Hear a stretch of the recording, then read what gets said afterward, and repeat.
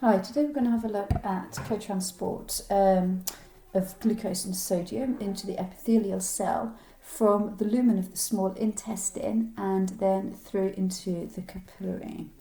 So, the first thing which happens is that the sodium in the epithelial cell is actively pumped out of the epithelial cell and into the blood. At the same time, potassium is pumped into the epithelial cell from the capillary. Okay, that allows the electrochemical gradient to be maintained, or actually for it not to be present. So when the sodium is pumped out of the epithelial cell and into the capillary, that means that we end up with a low sodium concentration inside of the epithelial cell. So the sodium in the lumen will then diffuse into the epithelial cell down the concentration gradient, and at the same time it will also carry glucose with it, and that is what we refer to as the co-transport of glucose and sodium.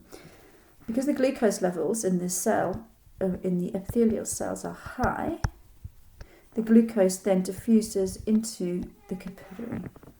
Okay, so I'll just outline the steps for you again. So number one, which happened here, is we have got sodium is actively pumped out of the cell,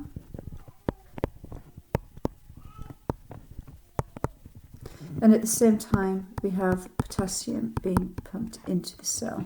Okay, but if we remember that this needs ATP because it's active transport. So in other words, it is going against the concentration gradient. So when the sodium has been actively pumped out of the cell, we end up with a concentration gradient. So that means that for number two, we've got a low concentration of sodium inside of the epithelial cell. So therefore, the sodium will move out of the lumen and into the epithelial cell. Okay, and in fact we number that as number 3 up here. And at the same time as the sodium moving out of the lumen and into the cell, it carries with it glucose.